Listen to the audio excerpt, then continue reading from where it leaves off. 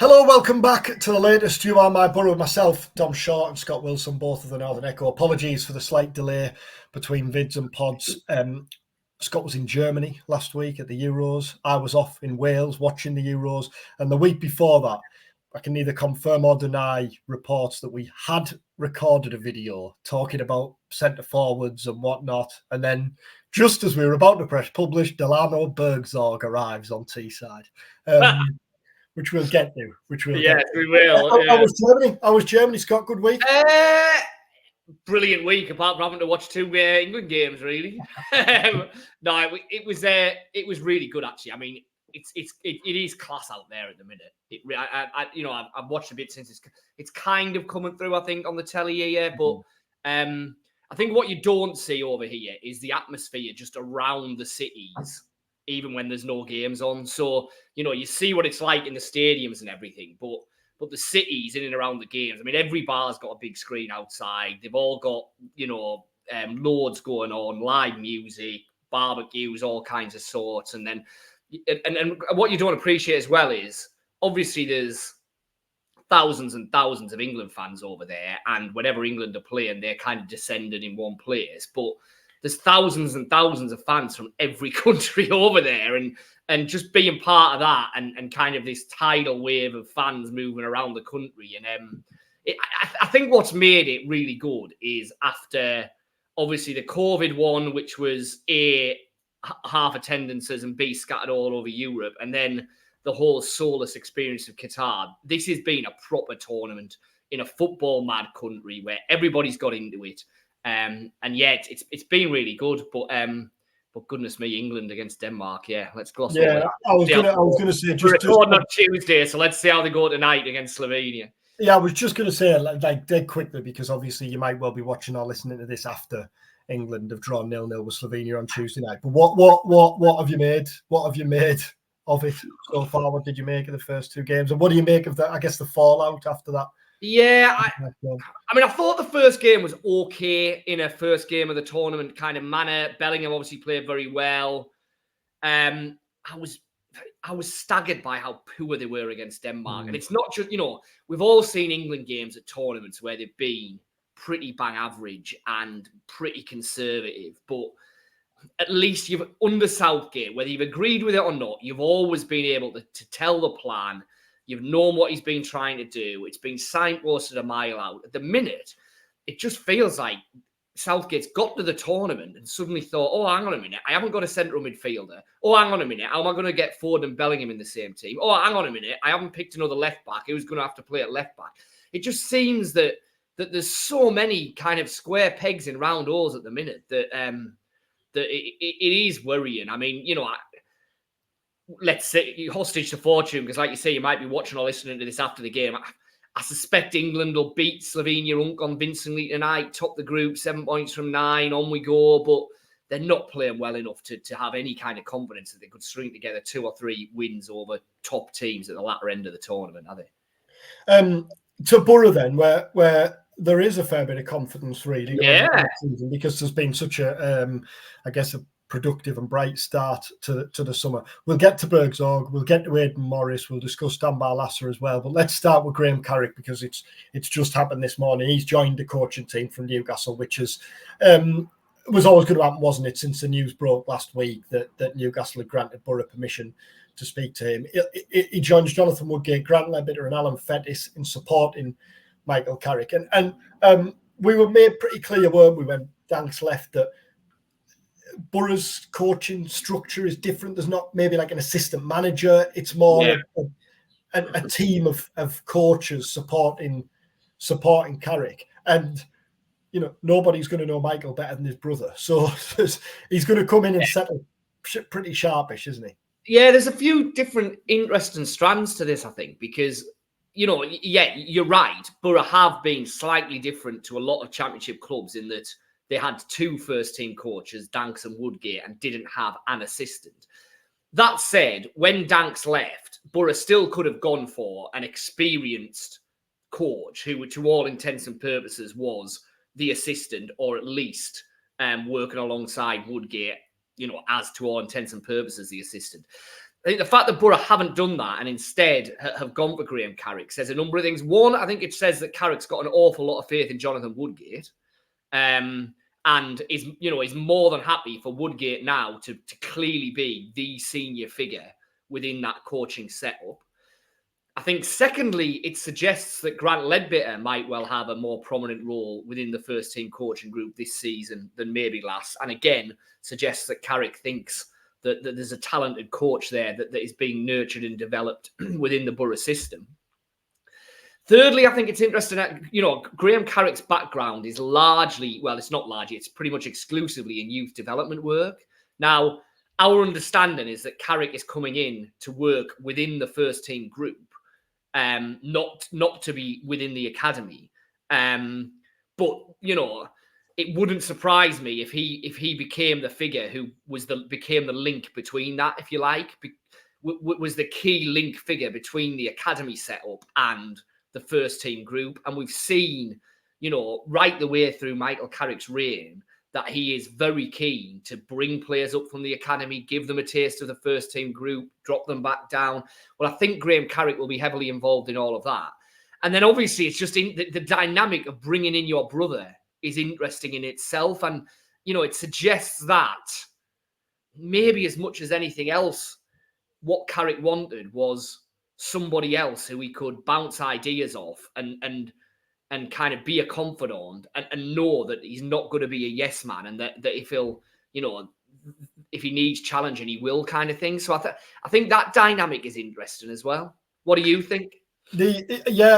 All of that, and I think the other key thing is getting it done relatively well. I said relatively quickly, very quickly, and that only went last Friday. But obviously, the dank stuff has been common knowledge for a number of weeks now, hasn't it? And that dragged its heels a little bit. But with pre-season underway, clearly it wouldn't have been a major disaster had Boro got 2 or 3 weeks into the summer without someone coming in, because they still had a strong coaching setup there. They still had Woodgate, Ledbetter, Fettis, who's obviously been a prominent figure as well since his arrival from Man United. But just like the players that we're going to talk about, it undoubtedly helps to get him in early, doesn't it? Just so the players kind of know what he's all about as a bloke more than anything, I think, as how he works as a bloke and a coach, and it just gives Boro this head start, which clearly has been the case with Burgzorg, with Ayling. It's going to be the case with Morris as well. Yeah, that we'll talk about. It just all helps to add to this feeling of momentum, doesn't it? And that everything's ticking over quite nicely. Yeah, it does, and again, it's further example of Boro just avoiding the kind of dramas. Yeah, I didn't really want to say chaos, because chaos is probably a bit unfair, but the large-scale upheaval that basically was going on all the way through the last summer, and really continued right up to the end of the transfer window, and undoubtedly affected the first month of Boro's season, which you can definitely make the argument was ultimately the difference between getting in the playoffs and not.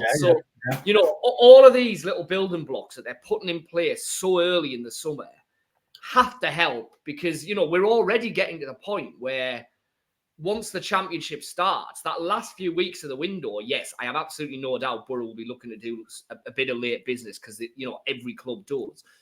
But there's not going to be the uncertainty and the just desperately trying to solve problems on the hoof that there was at the back end of last summer, or at least there shouldn't be. Burgzorg, then we'll obviously we've talked about Ayling previously, but let's talk about Burgzorg and Morris. It was a surprise that Burgzorg won. It was a complete ball from the blue. He obviously joins from Mainz. He was at Huddersfield on loan last season. He comes in, from what we understand, as kind of a versatile forward player. He can play up front. He can play as 10. He's very effective off the left. Boro will still look to bring in a centre forward before the deadline, but there's kind of calm on that front. I think there was always an acceptance that was likely, that was something that was likely to happen later in the summer. But Burgzorg was watched closely last season. Again, from what we gather, the indications are that as soon as he learned of Boro's interest, he made it clear he wanted that move. And there's similar, clearly different profiles of players and at different stages of the career, but it's similar to maybe Morgan Rogers last year and other players where they clearly see the potential there and are backing themselves to polish that and to get the best out of them. Yeah. I think there's similarities to the Finnazaz kind of deal where they've seen a player who has been on loan within the Championship and they've liked what they've seen. And rather than try and engineer a loan move of their own, which might have been a possibility, they've decided, you know what, let's back ourselves here. Let's bring him in and let's back ourselves to develop him and improve him within the structure. And like Azaz, I think one of the appeals with Burgzorg is that, you know, there seems to be a fair degree of versatility there. There are options of how and when he can play. We've touched on this in previous vids. I'm not sure that signing would necessarily have happened if Latalath hadn't proved himself as he did in the last stages of last season.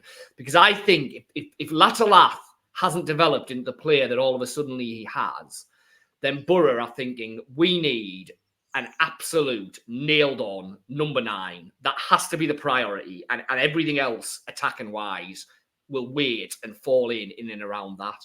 Now, because Boro are going to be starting next season with Latalath as their lead striker, it's given them the opportunity to be a bit more creative and a bit more flexible in terms of who, what type of player, how many players they're bringing in up front. I mean, I still think, like you alluded to there, they need another centre forward that can lead the line if something happens to Latalath, because you can't rely on Coburn at the minute because he needs to prove himself, his fitness, and then he can stay fit. I don't think Burgzorg's that, but I think what Boro think he is a player that gives them a lot of different options across that front line and is someone who they like what they see, but they think they can improve within the setup.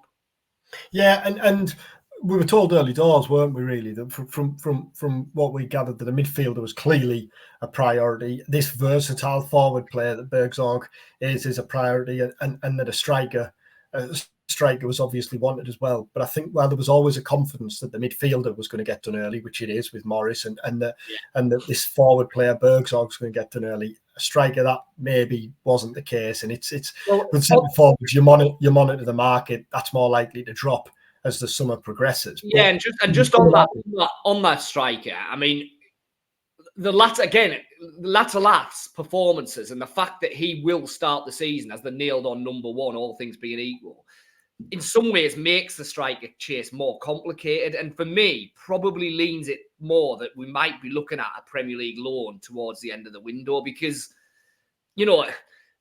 it's a difficult one for Boro because you need a certain level of striker, because if Latalath breaks his leg in the first game of the season, this striker's potentially playing every game between now and Christmas. But if Latalath stays fit and is at the type of form that he's been in the last 3 months of last season, the striker you bring in is more than likely going to be on the bench for the vast majority of Championship games in the first half of the season. So getting a player who potentially ticks both of those boxes is really quite difficult, I think.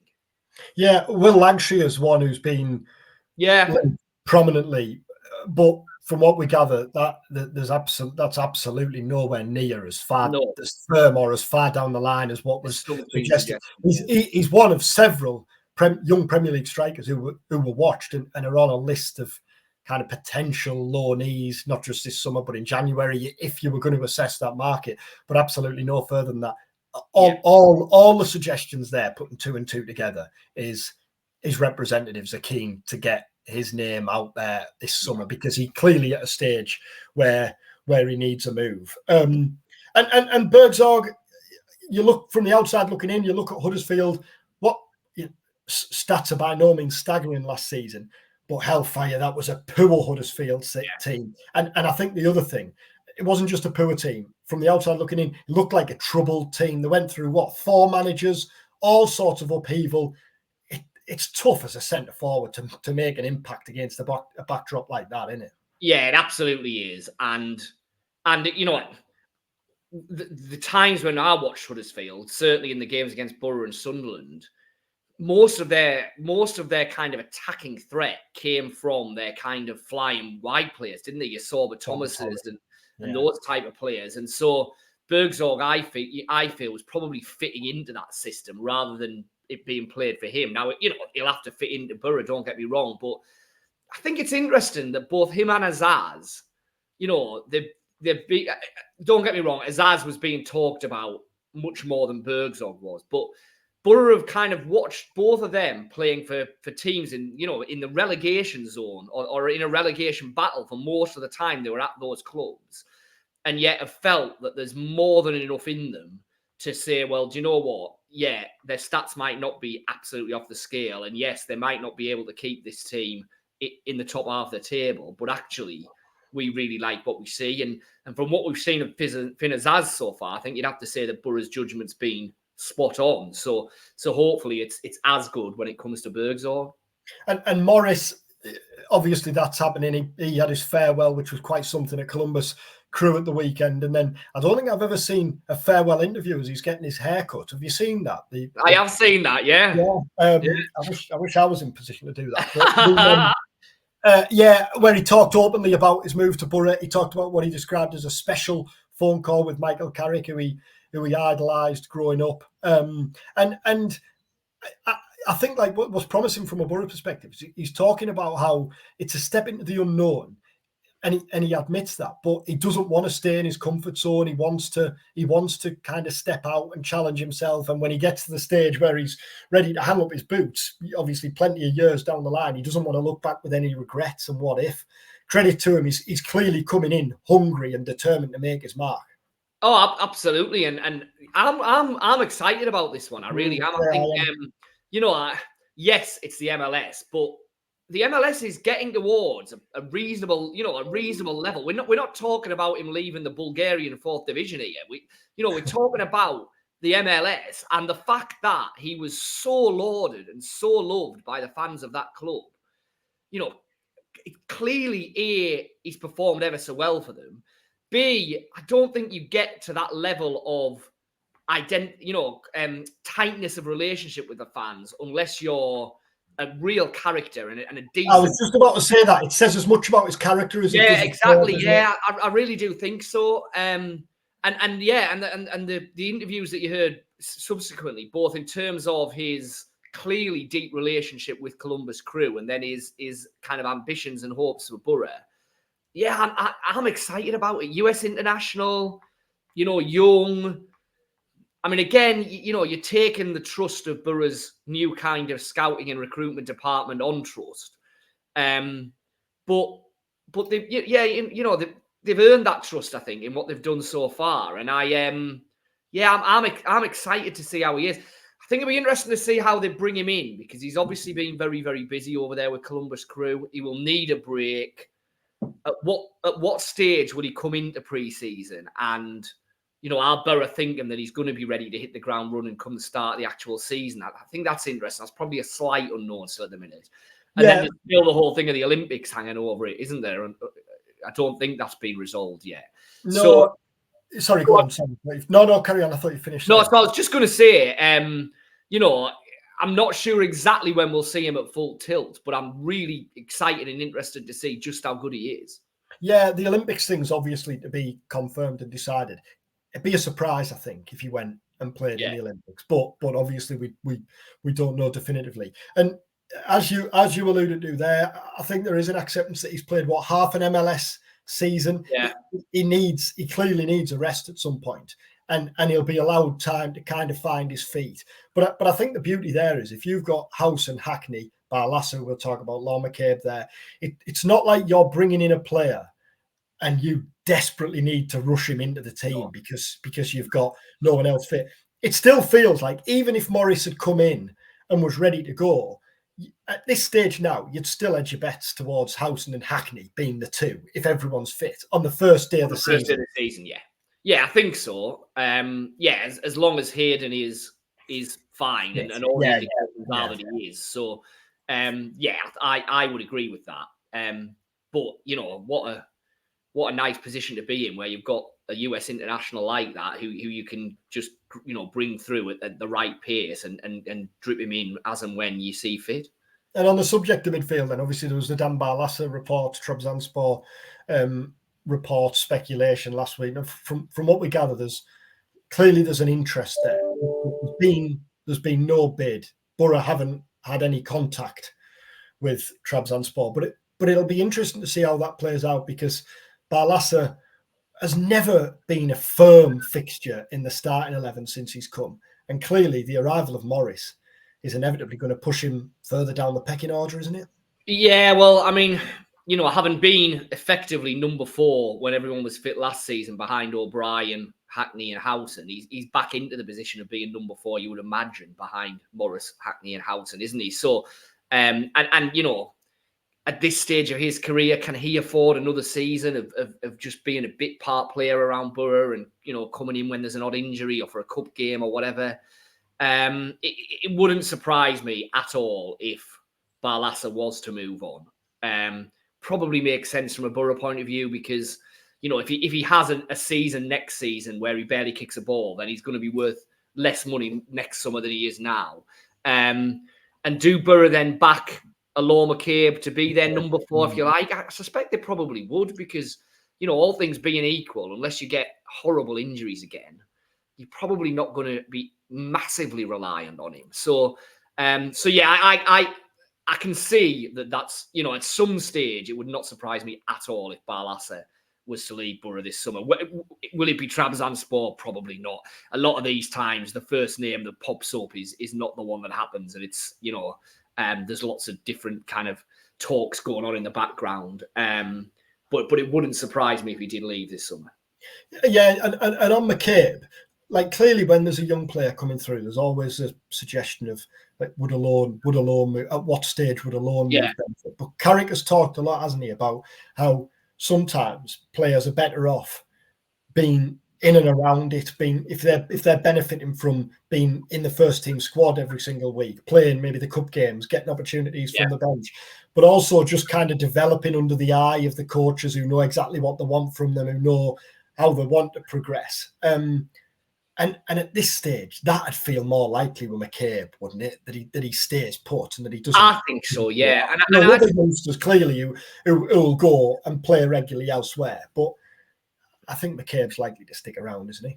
I think so, and I could be completely wrong here, but on the few times that we've spoke to Michael Carrick about him, I get the impression that as a former central midfielder and one of the best central midfielders in European football, Carrick almost sees McCabe as a little bit of a pet project, and that maybe he's going to take a little bit more interest in his development than maybe he would with some other players. Now, as he maybe did with Hackney 18 months ago. Yeah, exactly.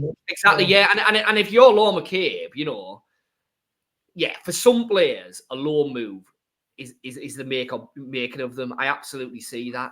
But, if you're Alor McCabe, do you want to be playing, regularly for, I don't know, I'm plucking a name out the wilderness here, Port Vale, Forest Green, whatever, Cambridge, or do you want to be working under Michael Carrick every week as fully part of the first team setup for a season? Well, I can see the argument both ways, but I think when Michael Carrick's got so much experience of central midfield and can pass on so much knowledge and insight into how to play in that role, then yeah, I think it would be the world of good for McCabe to be part of that.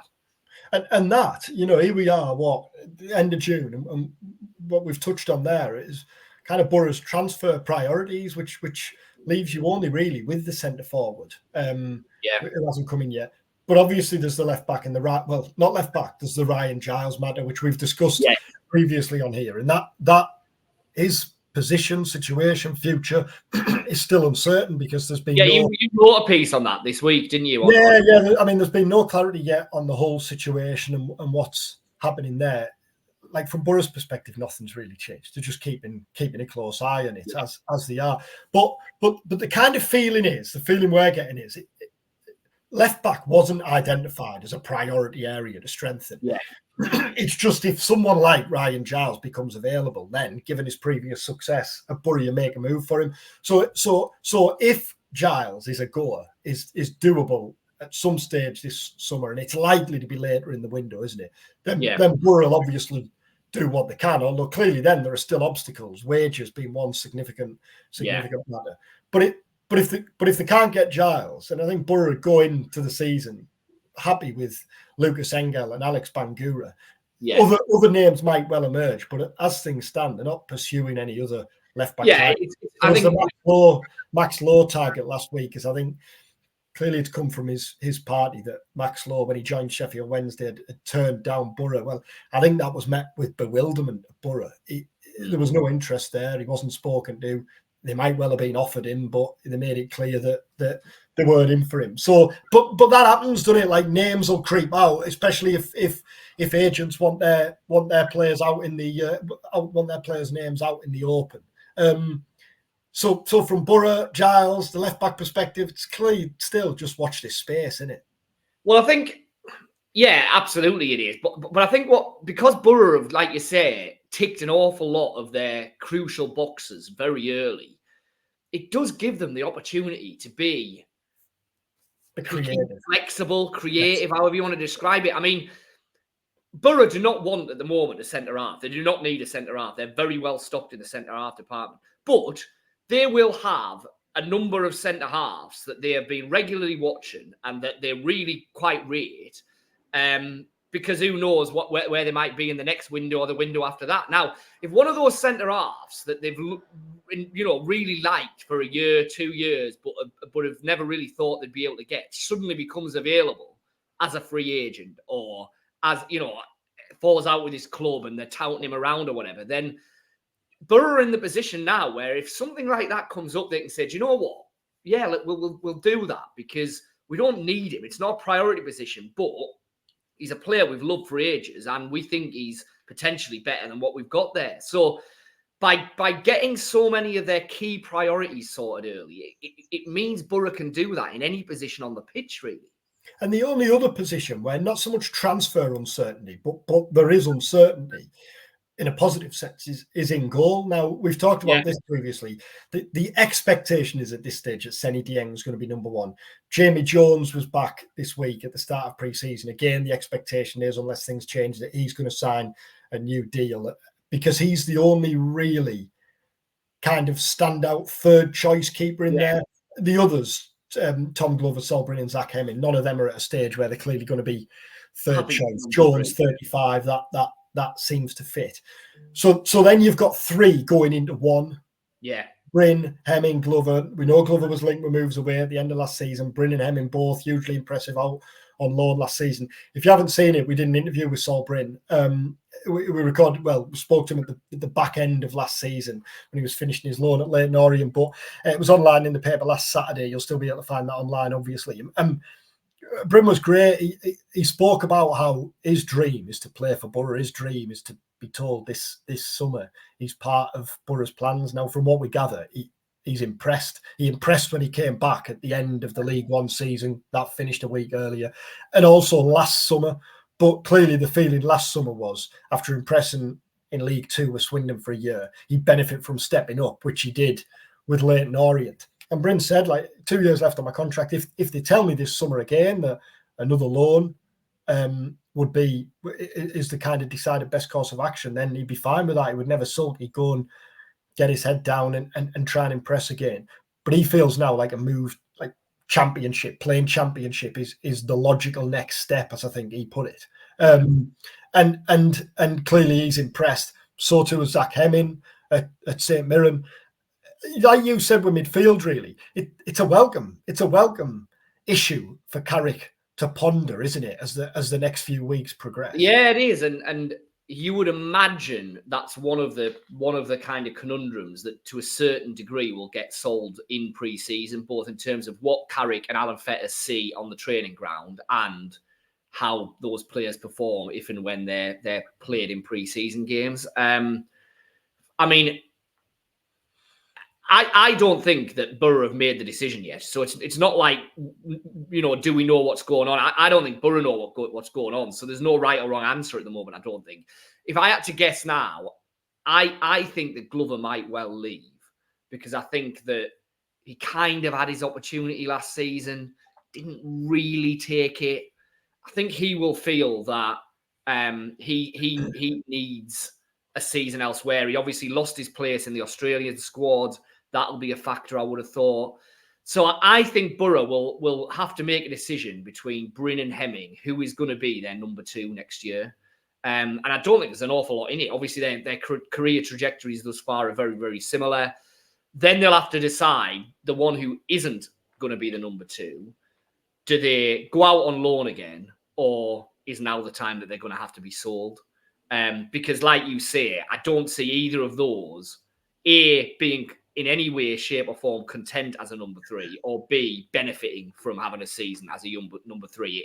It almost kills their career off before it's been started. So if you're saying to me now, how do you see it panning out? That would be my best guess, but it is just a guess at the minute because I genuinely don't think Boro have made those decisions yet. But they don't have to yet, do they?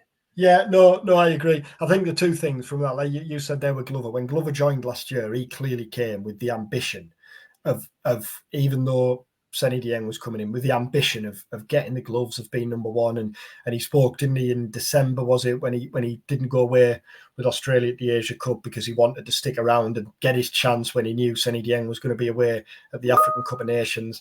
And like we've discussed previously, he started relatively impressively, but come the end, there'd been a call for a couple of weeks for Dieng to come back in. So Glover now knows that he's second choice, doesn't he? That Dieng's going to be first choice. The other thing with Bryn, I was talking about how beneficial it was last summer, just being around it just for a few weeks in pre-season. I think he went out to Portugal.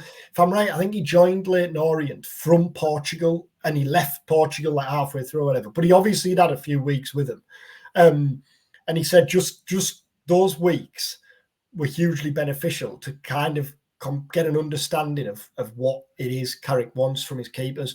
And the other thing he said was how useful and helpful and great Jonathan Woodgate's been, because obviously Woodgate knows Bryn from his time working through the youth ranks before Woodgate got the job as manager. And he said he's been great as kind of a go-between, really.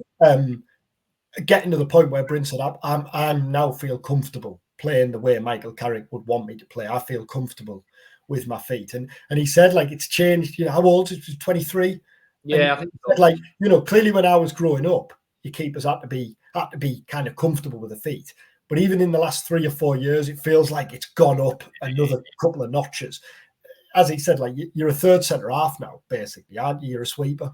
Yeah, absolutely. And Carrick will want that. Whoever he chooses, he will want that because, you know, as we were talking about with the Latalat situation, you're only one injury away from whoever that keeper is potentially having to play the bulk of the season. So you've clearly got to have a lot of faith in them, and you've clearly got to believe that they can do what you need them to do. And to be fair, that, you know, I have not watched an awful lot of Bryn or Hemming from last season. I wouldn't pretend that I had, but the little bits that I have seen and the little bits that we've heard from in and around Boro, you know, suggests that Carrick and the rest of the coaching staff seem to be pretty comfortable with the fact that both of those keepers are the kind of keeper that they would want. Let's see how that plays out. Pre-season and Doncaster and Harrogate and wherever else will soon be upon us. Thanks for watching. Thanks for listening. Do tap subscribe if you're watching on YouTube. Obviously, leave a rating and review if you're listening on your podcast channels as well. If you don't mind, that'd be hugely beneficial. We'll be back next week with our latest episode of You Are My Boro. We've got some special guests coming up in the next couple of weeks. We've got a live Q&A as well, which we'll shout up about on socials, so you know when that's taking place. Thanks for watching. Thanks for listening. Enjoy the rest of your week and enjoy the England games. Take care.